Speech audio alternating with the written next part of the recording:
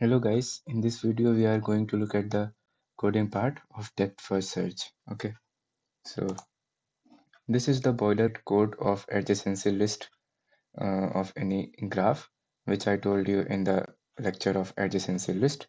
So if anyone wants to know how to write this code, she can go and watch my lecture. So now we will write the code for DFS. Okay, so we will write a function for our depth first search void DFS. Okay, and let us input the source. Okay, let me tell you, here we are going to write two function. Okay, one function will be the recursive function. Okay, recursive function that will be called on each node one by one. Okay, and this function will initiate the DFS call, or this function calls the recursive function above. Okay, so we will be using these two functions in order to perform DFS traversal in a graph. Okay, so uh, let us first write the recursive function. Okay, so we can void solve. Okay, and it will input the source node on which the function is going to perform to run, and as I told you, we will maintain a visited hash map or an array. Okay, so string and bool. Okay, and we need to pass it by reference because we need to maintain the same hash map in all the function calls. Okay, we will pass it by reference. Okay, so the first thing which we will do is we are going to mark this source node as visited. Okay, and now we are going to loop through its neighbor. Okay, and we need to print the DFS order, so we will just see out this node, print this node. Okay, and now we need to loop through its neighbor. Okay, so for auto neighbor in M of src. Okay, now we will check whether the neighbor is visited or not visited. Okay, so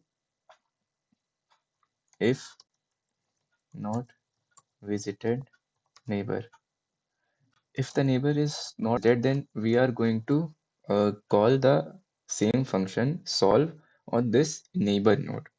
Okay,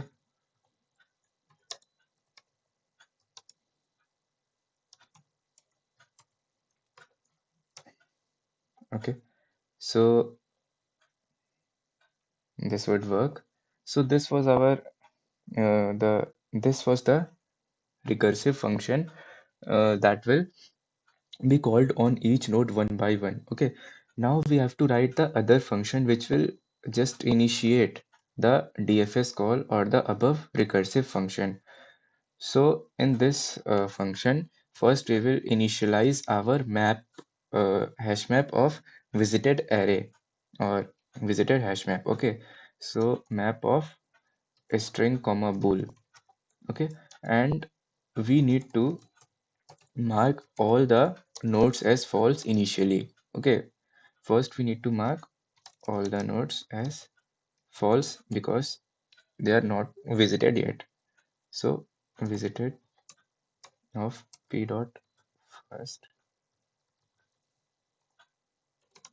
is false. Okay, and now we are going to call our solve function. Okay, so solve source node and this visited map. Okay, so I think this would work. So let us call our DFS function and main g.dfs.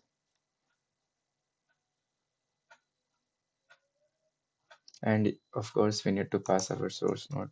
So in the example it was 0. Okay.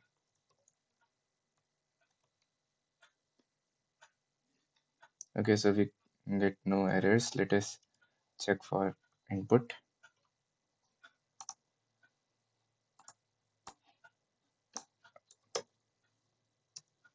and we can enter any weight because we did not need to look at the weights while doing the DFS for this graph.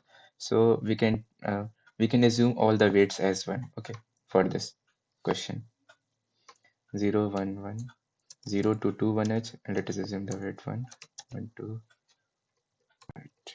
2 to 4, and then 1, and then 2 to 3 1, and 1 2 3 0 to 1 1. Okay, so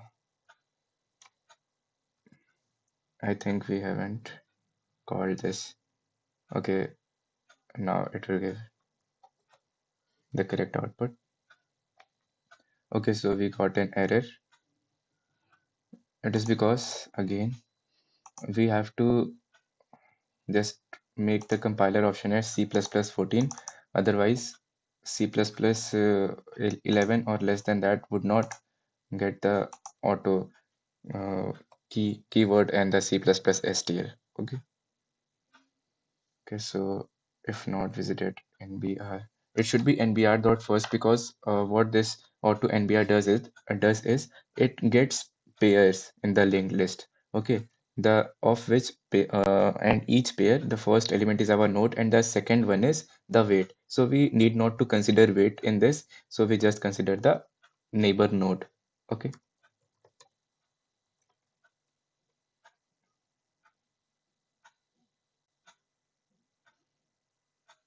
so we can check in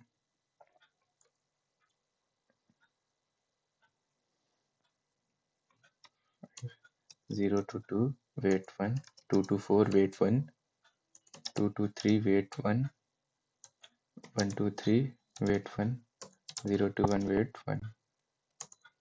Okay, so we get 0 2 4 3 1. Yeah, this was the same order which we saw while just going through this graph and writing the DFS order 0 2 4 3 1. Okay, so this was for this lecture, and in the next video we will look at a new concept in graph.